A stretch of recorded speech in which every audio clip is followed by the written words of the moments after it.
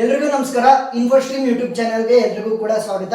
ಈ ವಿಡಿಯೋದಲ್ಲಿ ನಾವು ಮೆಷಿನ್ ಲರ್ನಿಂಗ್ ಮಾಡ್ಯೂಲ್ 3 ಅಲ್ಲಿ ಬರುವಂತಹ ಲೀನಿಯರ್ ರಿಗ್ರೆಷನ್ ಪ್ರಾಬ್ಲಮ್ ಅನ್ನ ಡಿಸ್ಕಸ್ ಮಾಡ್ತಾ ಹೋಗೋಣ VTU ಪರ್ಸ್ಪೆಕ್ಟಿವ್ ಅಲ್ಲಿ ಬಂದಾಗ. ಸೊ ಇವಾಗ ಯಾವ ರೀತಿ ಈಸಿಯಾಗಿ ಸಾಲ್ವ್ ಮಾಡೋದು ನೋಡಿ. ಒಂದು ಕ್ವಶನ್ ಅನ್ನ ಕೊಟ್ಟಿದ್ದಾರೆ, 5 weeks sales data is given ಅಂತಂದ್ರೆ 5 weeks ಸೇಲ್ಸ್ ಡೇಟಾನ ಕೊಟ್ಟಿದ್ದಾರೆ. ಲೀನಿಯರ್ ರಿಗ್ರೆಷನ್ ಅನ್ನ ಯೂಸ್ ಮಾಡಿಕೊಂಡು ನಾವು 7th ಮತ್ತೆ 9th ವೀಕ್ ಸೇಲ್ಸ್ ಏನಾಗಬಹುದು ಅಂತ ನಾವು ಪ್ರಿಡಿಕ್ಟ್ ಮಾಡಬೇಕು. ಸೊ ಏನ್ ಹೇಳ್ತಾ ಇರೋದು, ಪ್ರಿಡಿಕ್ಟ್. ಸೊ ಪ್ರಿಡಿಕ್ಟ್ ಮಾಡೋದಕ್ಕೋಸ್ಕರ ಲೀನಿಯರ್ ರಿಗ್ರೆಷನ್ ಅನ್ನ ಅಪ್ಲೈ ಮಾಡ್ತಾ ಇರೋದು, ಸರಿನಾ? ಸೊ ಇವಾಗ ಆ 5 ವೀಕ್ಗಳದ್ದು ಸೇಲ್ಸ್ ಡೇಟಾನ ಕೊಟ್ಟಿದ್ದಾರೆ ಇನ್ ಥೌಸಂಡ್ಸ್, ಸರಿನಾ? ಸೊ 1.2 ಅಂತ ಕೊಟ್ರೆ ಯಾವ ರೀತಿ ಇರುತ್ತೆ, 1.2 ಇಂಟು 1000 ಎಷ್ಟು, 1200.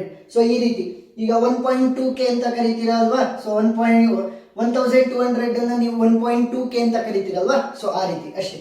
ಸೊ ಈಗ ಪ್ರಾಬ್ಲಮ್ ಅನ್ನ ಸಾಲ್ವ್ ಮಾಡಬೇಕು ಅಂತಂದ್ರೆ ನನಗೆ ಫಸ್ಟ್ ಬೇಕಾಗಿರುವಂತದ್ದು A1 ವ್ಯಾಲ್ಯೂ, ನೆಕ್ಸ್ಟ್ ಬೇಕಾಗಿರುವಂತದ್ದು A0 ವ್ಯಾಲ್ಯೂ, ಸರಿನಾ?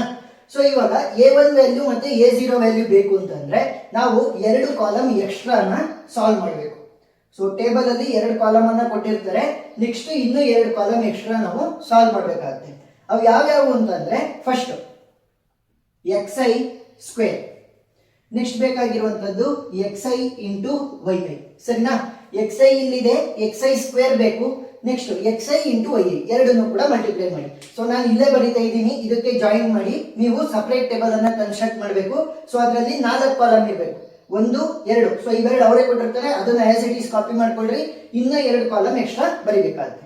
So xi square, xi value ಇದೆ, xi ಸ್ಕ್ವೇರ್ ಅಂತಂದ್ರೇನು, ಸ್ಕ್ವೇರ್ ಮಾಡೋದಷ್ಟೇ. 1 square value will be equal to 1, 2 square value will be equal to 4, 3 square ಅಂತಂದ್ರೆ 9, 4 ಸ್ಕ್ವೇರ್ ಅಂತಂದ್ರೆ 16, 5 ಸ್ಕ್ವೇರ್ ಅಂತಂದ್ರೆ 25. ನೋಡಿ ಎಷ್ಟು simple.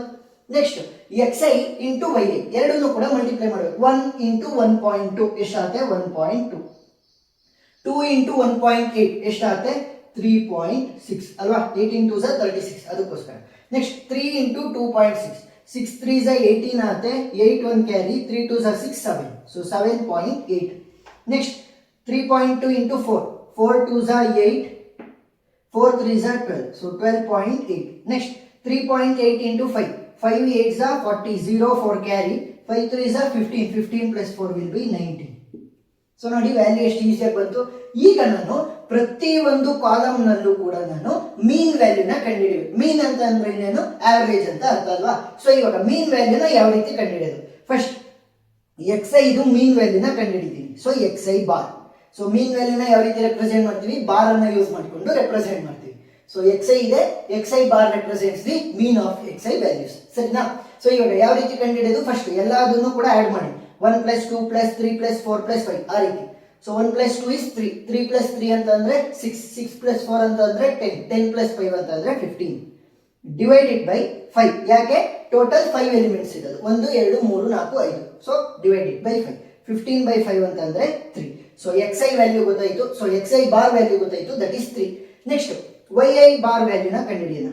yi bar value will be equal to, ಅಷ್ಟನ್ನು ಕೂಡ ಆಡ್ ಮಾಡಿ. 8 + 2 10 ಆಯ್ತು, 10 + 6 16 ಆಯ್ತು, 16 + 8 ಅಂತಂದ್ರೆ 24, 24 + 2 ಅಂತಂದ್ರೆ 26. ಸೊ 6 2 ಕ್ಯಾರಿ ಹೋಗುತ್ತೆ, 2 + 1 3, 3 + 1 4, 4 + 2 6, 6 + 3 9, 9 + 3 is 12. ಸೊ 12.6 ಡಿವೈಡೆಡ್ ಬೈ 5, ಯಾಕೆ ಇದರಲ್ಲೂ ಕೂಡ ಟೋಟಲ್ 5 ಡಿಫರೆಂಟ್ ಎಲಿಮೆಂಟ್ಸ್ ಇದಾವೆ. 12.6 ಡಿವೈಡೆಡ್ ಬೈ 5 ಏನಾಗುತ್ತೆ, ಕ್ಯಾಲ್ಕುಲೇಟರ್ ಯೂಸ್ ಮಾಡಿ. So 12.6 divided by 5 value will be equal to 2.52. Next xi square bar value ನ ಕಂಡುಹಿಡಿಯಬೇಕು. xi square value ಗೊತ್ತಿದೆ, ಅದರ ಬಾರ್ ವ್ಯಾಲ್ಯೂ ನ ಕಂಡುಹಿಡಿಯಬೇಕು ಅಂತಂದ್ರೆ ಮೀನ್ ವ್ಯಾಲ್ಯೂ. ಸೊ ಆಡ್ ಮಾಡಿ ಏನಾಗುತ್ತೆ, 25 + 16 + 9 + 4 + 1. ಸೊ ವ್ಯಾಲ್ಯೂ ಎಷ್ಟಾಯ್ತು, 55. ಸೊ ಎಷ್ಟು ಎಲಿಮೆಂಟ್ಸ್ ಇರೋದು, 5 ಎಲಿಮೆಂಟ್ಸ್. ಸೊ ಡಿವೈಡೆಡ್ ಬೈ 5, 55/5 ಅಂತಂದ್ರೆ it will be equal to 11. Next xi into yi, so xi into yi whole bar. So ಇವಾಗ ಆಡ್ ಮಾಡಿ 1.2 + 3.6 + 7.8 + 12.8 + 19. ವ್ಯಾಲ್ಯೂ ಎಷ್ಟಾಯ್ತು, 44.4 ಡಿವೈಡೆಡ್ ಬೈ 5, ಯಾಕೆ ಟೋಟಲ್ 5 ಎಲಿಮೆಂಟ್ಸ್ ಇರೋದು. ಸೊ 44.4 divided by 5 ವ್ಯಾಲ್ಯೂ ಎಷ್ಟಾಗುತ್ತೆ, 8.88. ಸರಿನಾ. So ನಾನು ಅವಾಗಲೇ ಹೇಳಿದ್ದೆ, ನಮಗೆ ಈ ಒಂದು ಪ್ರಾಬ್ಲಮ್ ಅನ್ನ ಸಾಲ್ವ್ ಮಾಡಬೇಕು ಅಂದ್ರೆ ಮೇಜರ್ ಆಗಿ ಬೇಕಾಗಿರುವಂತದ್ದು A1 ಮತ್ತೆ A0 ವ್ಯಾಲ್ಯೂ ಅಂತ. ಸೊ ಫಸ್ಟ್ A1 ವ್ಯಾಲ್ಯೂ ಬರೀತೀನಿ. A1 will be equal to XY bar minus X bar into Y bar divided by XI square bar minus X bar whole square. So ಈ formula ಏನು, X into Y bar ಇಲ್ಲಿದೆ value, next X bar value ಇಲ್ಲಿ ಗೊತ್ತಿದೆ, Y bar value ಕೂಡ ಇಲ್ಲಿ ಗೊತ್ತಿದೆ, XI square bar value ಕೂಡ ಗೊತ್ತಿದೆ, X bar whole square. So X bar value ಗೊತ್ತಿದೆ, ಹೋಲ್ ಸ್ಕ್ವೇರ್ ಮಾಡ್ಬೇಕು ಅಷ್ಟೇ. ಸೊ ಸಬ್ಸ್ಟಿಟ್ಯೂಟ್ ಮಾಡ್ರಿ, ವ್ಯಾಲ್ಯೂಸ್ ಏನಾಗುತ್ತೆ XY bar. So XI into YI ಇದೆಯಲ್ಲ ಅದೇ value. So XI YI bar value ಏನಿದೆ 8.88 minus X bar into Y bar. X bar value is 3, Y bar value is 2.52. So 3 into 2.52 divided by XI square bar. XI square bar value 11 minus X bar whole square. X bar value is 3. X bar whole square ಅಂತಂದ್ರೆ 3 square ಆಗುತ್ತೆ. So value ಏನಾಗುತ್ತೆ ನೋಡಿ 8.88 minus 3 into 2.52. So value will be equal to 1.32 divided by 11 minus 3 square ಅಂತಂದ್ರೆ it will be equal to 9. Value will be equal to 2. So 1.32 divided by 2 value ಎಷ್ಟಾಗುತ್ತೆ 0.66. ಸರಿನಾ. Next A0 ವ್ಯಾಲ್ಯೂನ ಕಂಡುಹಿಡಿಯೋಣ. So A0 will be equal to Y bar minus A1 into X bar. ಸರಿನಾ. ಅದಕ್ಕೋಸ್ಕರನೇ first ನಾವು A1 ಅನ್ನ ಕಂಡುಹಿಡ್ಕೊಂಡಿದ್ದೀವಿ. Y bar value ಏನಿದೆ ಇಲ್ಲಿ 2.52 minus A1 value ಏನಿದೆ 0.66 ಇಂಟು X ಬಾರ್ ವ್ಯಾಲ್ಯೂ ಏನಿದೆ 3. ಸಿಂಪಲ್. ಸೊ ವ್ಯಾಲ್ಯೂ ಎಷ್ಟಾಗುತ್ತೆ ನೋಡಿ 2.52 minus 0.66 into 3. So value will be equal to 0.54.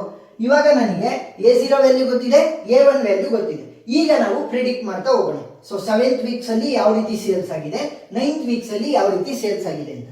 Therefore sales of 7th week, sales of 7th week ಯಾವ ರೀತಿ ಬರೀತೀರಾ, Y will be equal to A0 plus A1 into X. So ಈ ಫಾರ್ಮುಲಾನ use ಮಾಡ್ತಾ ಹೋಗ್ತೀವಿ. ಏನು, Y will be equal to A0 plus A1 into X. ಈಗ ಇದು 7th week sales ಅಲ್ವಾ, which will be equal to, ಈಗ A0 ವ್ಯಾಲ್ಯೂ ಏನಿದೆ ನಮಗೆ, A0 value is 0.54 plus A1 value ಏನಿದೆ 0.66 ಇಂಟು X ಜಾಗದಲ್ಲಿ ಏನು ಹಾಕಬೇಕು, 7th ವೀಕ್ ಸೇಲ್ಸ್ ಆಗಿರೋದ್ರಿಂದ 7 ಅನ್ನೇ ಹಾಕ್ಬೇಕಷ್ಟೇ. ಸೊ ಕ್ಯಾಲ್ಕುಲೇಟರ್ ಅಲ್ಲಿ ಯೂಸ್ ಮಾಡಿ 0.54 ಪ್ಲಸ್ 0.66 ಇಂಟು 7 ವ್ಯಾಲ್ಯೂ ಎಷ್ಟಾಯ್ತು 5.16. ಸರಿನಾ. 5.16 ಇನ್ ಥೌಸಂಡ್ಸ್ ಆಗಿರುತ್ತೆ, ನೆನಪಿರಲಿ ಇನ್ 1000. ಸೊ 5.16 ಅಂತ ಅಂದ್ರೆ ಎಷ್ಟಾಯ್ತು 5160 ಈ ರೀತಿ.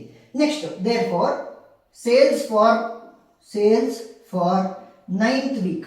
Sales for 9th week will be equal to ಯಾವ ರೀತಿ ಬರೀತೀರಾ, A0 plus A1 into X.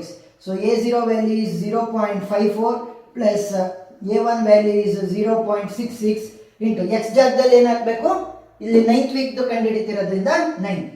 So value ಏನಾಗುತ್ತೆ 0.54 plus 0.66 into 9. Value will be equal to 6.48 in thousands. ಸರಿನಾ. ಸೊ ಇವಾಗ 7th ವೀಕ್ಸ್ ಅಲ್ಲಿ ಸೇಲ್ಸ್ ಎಷ್ಟಾಗುತ್ತೆ 5.16. ನೆಕ್ಸ್ಟ್ 9th ವೀಕ್ಸ್ ಅಲ್ಲಿ sale 6.48 in 1000. ಸರಿನಾ. ಇಷ್ಟೇ ಆನ್ಸರ್.